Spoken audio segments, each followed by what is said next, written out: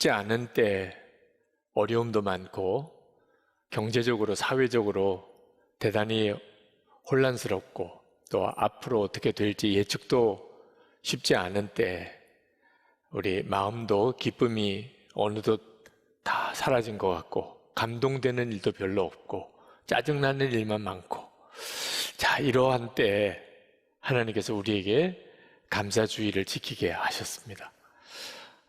저는 이 감사주의를 지키게 하는 것 자체가 하나님의 놀라운 은혜라고 생각이 듭니다. 왜냐하면 이와 같은 상황에서 우리가 제 길을 바로 찾고 그리고 하나님이 정말 복을 주실 수 있도록 살 수 있는 힘이 감사에서부터 나오기 때문입니다. 교회가 여러 가지 어려운 시험 문제가 많아서 한 번은 정말 하나님께 통곡을 하며 울었던 적이 있습니다. 하나님, 왜 이렇게 교회에 시험이 많은가요? 이건 언제까지 이렇게 시험에 시달려야 하나요? 그때 하나님께서 제 마음에 깨우쳐 주신 것이 시험이 없을 때는 한 번도 없을 거라는 겁니다. 그러니까 시험에 대해서 각오하고 살아야 한다는 겁니다. 마귀가 교회를 흔들고 무너뜨리려고 역사하고 있는데 시험 없을 때가 있겠는가 생각해 보니 주의 말씀이 옳았어요. 자, 그렇지만 주님은 또 말씀하셨어요. 아무리 시험이 많고 아무리 어려운 일이 있어도 하나님의 은혜는 그보다 비교할 수 없이 크고 놀랍다는 겁니다. 실제로 시험을 겪고 있는 사람은 하나님의 은혜가 이보다 훨씬 더 크다는 사실에 대해서 선뜻 마음에 안 와닿습니다. 지금 내 앞에 닥쳐있는 어려움, 지금 내가 겪고 있는 시험이 워낙 크게 느껴지니까 그렇죠. 여러분 중에도 그런 분이 있으실 겁니다. 근데 한번 생각해 보시기 바랍니다. 지금 그런 어려움이 있고 그런 시험이 닥치고 참 교회가 왜 이런가 싶을 만한 그런 상황이 온다 할지라도 예수님이 내 죄를 지시고 십자가에 죽으신 은혜는 취소가 된 겁니까? 하나님이 내 아버지가 되신 것은 그건 취소되었나요? 내 안에 성령께서 오셔서 나로 성전되게 하신 이 은혜가 사라졌나요? 하나님의 나라 없어졌나요? 여러분 한번 생각해 보십시오. 어떤 시험이 있고 어떤 문제가 있든 예수님의 십자가의 은혜와 하나님 아버지 되심과 성령께서 내 안에 오신 것과 이 세상의 전부가 아니고 하나님의 나라가 있다고 하는 이 엄청난 은혜는 항상 우리 가운데 있지 않습니까? 프랭크 루박 선교사님이 권능의 통로라 그런 책에서 이런 글을 쓰셨습니다. 힘들고 벅찬 삶이 복된 삶입니다. 산에 오를 때는 언제나 숨이 차고 다리가 아프며 평지를 걷거나 내리막길에 들어서면 전혀 힘이 들지 않습니다. 그렇다면 힘들고 벅찬 삶은 영적으로 올라가는 때고 편안하다면 영적으로는 하얀 곡선을 그리는 때인 것입니다. 고난과 시련도 감사한 이유입니다. 여러분 등산할 때 올라갈 때 힘들잖아요. 그때는 올라가는 때입니다. 편안하고 쉬울 때는 내려오는 때잖아요. 영적으로 보면 너무나 정확합니다. 지금 너무 힘들어요. 정말 지쳤어요. 이제 못 견딜 것 같아요. 여러분 그런 상황이 영적으로는 올라가는 때예요. 모든 게 편안해요. 힘든 거 아무것도 없어요. 그냥 모든 게 즐겁기만 해요. 사실은 위기인 거예요. 하나님을 진짜 믿으면 이 영적인 눈이 열리게 돼요. 감사 주일에 하나님께서 우리 눈을 열어주시고 싶어 하시는 겁니다. 형편이 좋고 편해서 감사한 거 아닙니다. 하나님을 믿으니까 감사하는 거예요. 중세시대 수도원이 많이 세워졌었는데 그때 수도사들, 처음 수도원에 들어오는 그런 수련자들에게 그 수도원 생활에 대해서 가르칠 때 꼭 가르치는 내용이 하나 있었는데 수도원과 감옥이 뭐가 다르냐 하는 겁니다. 수도원과 감옥을 구분하는 기준이 뭔가 하는 거예요.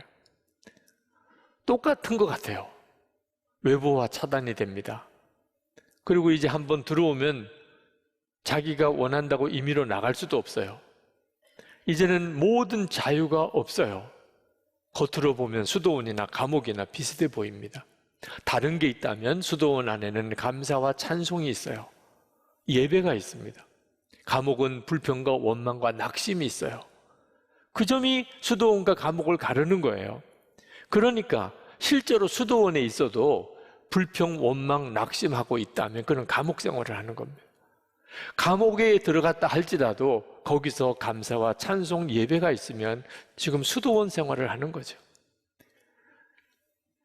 수도원 안에 들어왔다는 게 중요한 게 아니고 감사와 찬송이 중요하다는 것을 가르치는 거죠. 지금 우리의 삶의 형편이 달라져서 우리 인생이 바뀌는 게 아닙니다. 지금 이 형편 속에서 내가 감사하면 지금 천국을 살고 있는 것이고, 더보다 더 나은 형편에 있어도 불평하고 원망하고 산다면 지옥을 살고 있는 거죠. 하나님께서 40년 광야를 지나서 가나안 땅에 들어가게 되는 이스라엘 백성들에게 신신당부 꼭 지키라고 주신 것이 첫 열매 감사주의를 지키게 하라고 하신 겁니다. 출애굽기 23장 16절입니다. 맥주절을 지키라. 이는 내가 수고하여 밭에 뿌린 것에 첫 열매를 거둠이라. 여러분, 첫 열매를 거두었을 때를 한번 생각해 보세요. 그때는 진짜 어려운 때입니다. 그런데 어떻게 그 첫 열매를 거두고 감사절을 지키라고 하시나? 막상 그 절기를 지키려고 하면 쉽지 않은 일이에요. 근데 하나님 왜 이렇게 하셨을까? 하나님이 뜻하신 것은 하나님이 이제 이 첫 열매를 주신 것처럼 올 한 해 나에게 크고 풍성한 열매를 주실 것을 믿으라는 거예요. 그 믿음을 보고 싶어 하시는 거예요. 첫 열매는 하나님이 정말 은혜의 문을 여신 시작입니다. 그러나 대부분은 그 첫 열매의 의미를 깨닫지 못하고 여전히 부족함을 느껴요. 만족이 안 돼요. 첫 열매 거두고 만족하는 경우는 거의 없습니다. 그래서는 하나님이 더 복을 주실 수 없는 거예요. 첫 열매 속에서 하나님이 앞으로 나에게 주실 모든 것을 믿음으로 바라볼 수 있는 사람, 그 믿음이 있어야 그 다음에 부딪히는 여러 가지 난관과 시련과 고비를 감당해 나갈 수 있는 거예요. 믿음이 있으니까 극복해 나가는 거죠. 그래서 하나님이 첫 열매 감사를 하게 하신 겁니다. 그리고 성경에 보면 놀랍게도 예수 그리스도를 첫 열매라는 표현을 쓰셨어요. 고린도전서 15장 20절에 그러나 이제 그리스도께서 죽은 자 가운데서 다시 살아 잠자는 자들의 첫 열매가 되셨도다. 예수 그리스도의 부활을 굳이 첫 열매라고 표현하신 것은 하나님께서 이스라엘 백성들에게 첫 열매로 감사를 드리라고 하는 그 내용과 밀접한 관련이 있기 때문에 그렇습니다. 하나님이 그렇게 첫 열매 감사를 강조하셨던 이유는 예수 그리스도를 예표하기 때문입니다. 예수 그리스도가 부활의 첫 열매이십니다. 그 말은 나도 부활한다는, 첫 열매이신 예수님이 부활하셨고 그 예수님 안에 있는 나도 부활할 것을 믿게 하시려고 첫 열매가 되게 하신 거예요. 실제로 부활하셔서 지금 나와 함께 계시는 예수님을 믿음으로 바라볼 때 우리는 첫 열매 감사의 믿음이 생깁니다. 감사 신앙이 뜨거워지는 거예요.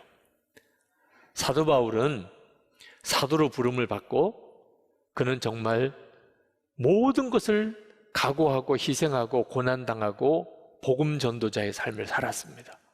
사도 바울의 삶은 고난의 연속이었어요. 감사는 이건 정말 언급하기 어려울 삶을 살았어요. 그런데도 사도 바울은 감사가 넘쳤어요. 감옥에 있을 때 그는 감옥 바깥에 있는 교인들에게 편지를 쓰면서 감사하라고, 감옥에 있는 사도 바울이 감옥 바깥에 있는 사람에게 감사하라고 그렇게 말씀하셨는데 오늘 우리가 읽은 본문 바로 그 내용입니다. 골로새서 3장 15절부터 17절까지 그 말씀을 하고 있어요. 이 골로새서는 별장이나 또는 안락한 집에서 쓴 게 아닙니다. 감옥에서 썼어요. 그런데 어떻게 그렇게 감사하며 감사하라고 할 수 있을까요? 예수님 때문이에요. 사도 바울과 예수님이 함께 계셨습니다. 그 예수님으로 인하여 감사하라고 한 거예요. 구구절절 나옵니다. 15절에 이렇게 말씀합니다. 그리스도의 평강이 너희 마음을 주장하게 하라. 그리고 너희는 또한 감사하는 자가 되라. 예수 그리스도로 인한 평강이 마음을 주장하고 그리고 감사하는 자가 되는 것. 16절에는 그리스도의 말씀이 너희 속에 풍성히 거하여 모든 지혜로 피차 가르치며 권면하고 시와 찬송과 신령한 노래를 부르며 감사하는 마음으로 하나님을 찬양하고, 그리스도의 말씀이 나로 하여금 그 힘들고 어려운 처지에서도 하나님을 찬양하고 감사하게 만든다는 겁니다. 지금 이 시간이 그런 시간이에요. 오늘 말씀을 들으실 때 여러분 안에 하나님을 향한 찬양과 감사가 살아나는 역사가 일어나는 거예요. 그런 역사가 있기를 축복합니다. 그리고 하나님께 드릴 감사는 예수 그리스도께서 힘을 주셔야 되는 거예요. 17절 말씀에 또 무엇을 하든지 말에나 일에나 다 주 예수의 이름으로 하고 그를 힘입어 하나님 아버지께 감사하라. 예수 그리스도를 힘입어서 하나님께 감사하는 거예요.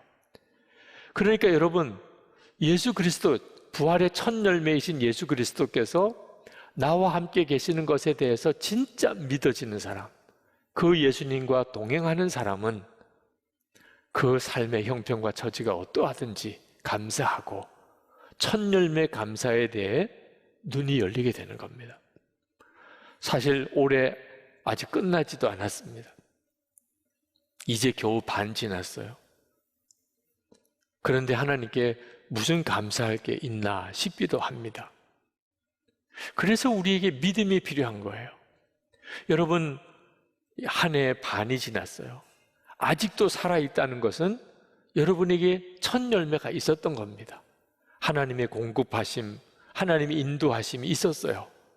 힘들고 어려운 문제도 많지만 여전히 하나님의 은혜와 공급하심 속에 우리가 살고 있는 거예요.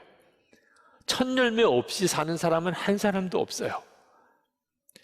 그때 그 첫 열매를 통하여 하나님이 앞으로 행하실 하나님의 역사를 믿으라는 겁니다. 첫 열매를 보고 믿음의 새 시작을 이루라는 거예요. 이건 오늘 우리에게 매우 중요해요. 우리가 하나님 앞에 믿음으로 감사하면 많은 것을 얻고 난 다음에 감사하는 것보다 하나님을 더 기쁘시게 해요. 여러분, 하나님의 입장에서 보십시다. 모든 것을 다 거둔 다음에 하나님 감사해요 하는 거하고 첫 열매를 거두고 하나님 이제 다 주실 것을 믿습니다, 감사해요 한 어떤 사람이 더 기특하게 느껴지겠어요? 첫 열매 신앙이 이렇게 중요한 거예요. 그래서 솔로몬이 잠언 3장에 이런 말씀 하셨어요. 잠언 3장 9절 10절에 내 재물과 내 소산물의 처음 익은 열매로 여호와를 공경하라. 그리하면 내 창고가 가득히 차고 내 포도즙 틀에 새 포도즙이 넘치리라. 정말 그렇습니다. 첫 열매로 하나님께 감사하는 자를 하나님이 너무나 기뻐하시는 거예요. 저는 제 삶에 하나님께 정말 마음으로 감사가 느껴져서 감사 헌금을 했던 기억이 제가 신학교 1학년 때 군목시험 합격했을 때입니다. 정말 그때는 그렇게 감사하는 마음이 일어나는데 딱히 무슨 근거가 있는 건 아니에요. 그냥 너무 감사하더라고요. 그래서 감사 헌금이라도 하나님께 내가 드려야 되겠다, 그런 마음이 간절해서 부모님에게 합격 사실을 알려드리고 그리고 감사 헌금을 하고 싶다고 그랬더니 감사헌금 하라고 보내오셨어요. 근데 제 마음에 안 들어요. 이 정도가 아니에요, 내 마음은. 그래서 제가 가지고 있었던 용돈까지 다 털어서 함께 감사헌금을 했던 기억이 있습니다. 저는 어릴 때부터 교회에서 예배드리며 살았기 때문에 매주일이 감사라고 들었고, 또 맥주감사주일, 추수감사주일 늘 지켰어요. 그때마다 감사헌금을 했지만 제가 가지고 있는 것으로 드린 건 아니에요. 부모님이 감사헌금 하라고 주신 거, 배달 사고 안 내고 그냥 교회에다 드린 거, 그거 하나 칭찬받을 일이 있으면 있을까? 제 것으로 감사한 거 없어요. 왜? 제 것이 없었으니까. 저는 고등학교 졸업할 때까지 노트 하나 사도, 참고서 하나 사도 부모님께 말씀드리고 주시면 그거 사고, 교통 버스 카드 표 사는 거 말씀드려서 또 그거 사서 버스 타고 왔다 갔다 하고 그렇게 살았어요. 감사헌금을 드리고 싶어도 제 것으로 드릴 수 있는 게 없는 삶을 살았어요. 신학생 들어가니까 집도 떠나야 되고, 그러니 이제 용돈이라는 것이 좀 생겼습니다. 점심때 뭘 먹을지 내가 결정할 수 있어요. 굶는 일도 내가 결정할 수 있어요. 용돈을 다 드릴 수 있겠더라. 그렇게 감사했던 기억이 있었어요. 그런데 저는 군목 시절 훈련 때부터 엄청 고생했어요. 여러분도 뭐 그 사정 어지간히 아실 거예요. 아니, 그렇게 감사했으면 하나님도 책임을 좀 지셔야 될 거 아니에요. 아니, 그런 감사한 마음을 주시고 또 감사하게 하시고는 세상에 제가 지금까지 겪었던 가장 어려웠던 기간이 군목 훈련 받을 때부터 제대할 때까지입니다. 이게 도대체 무슨 역사냐, 이런 생각이 들 때도 있었습니다. 그런데 더 깊이 생각해 보니 제 삶이 완전히 뒤집어진 것, 진짜 제가 거듭나게 된 것, 나는 죽고 예수로 사는 십자가의 복음을 명확하게 알게 된 것, 하나님의 나라에 대한 소망의 눈이 분명히 뜨이게 된 것, 다 그 군목 시절이에요. 훈련 받을 때부터 제대할 때까지. 그 기간이 저의 생애에 가장 어려웠던 시간이고 가장 은혜가 충만했던 시간이었어요. 하나님 앞에 그렇게 감사하게 하신 뜻이 있구나. 감사는, 특히 첫 열매 감사는 아직 실체가 없는 때예요. 그냥 시작인 때입니다. 그러나 너무너무 중요해요. 첫 열매 감사, 이 맥주 감사주의를 하나님이 기뻐하시는 증거가 이 맥주절 절기에 성령을 보내주신 겁니다. 성령이 강림하신 날이 언제냐면 오순절이라고 합니다. 오순절 예루살렘 마가다락방에 예수님의 제자 120문도에게 성령이 임하시면서 이제 성령의 역사가 시작이 됩니다. 그런데 이 오순절이 맥주절의 또 다른 별명이에요.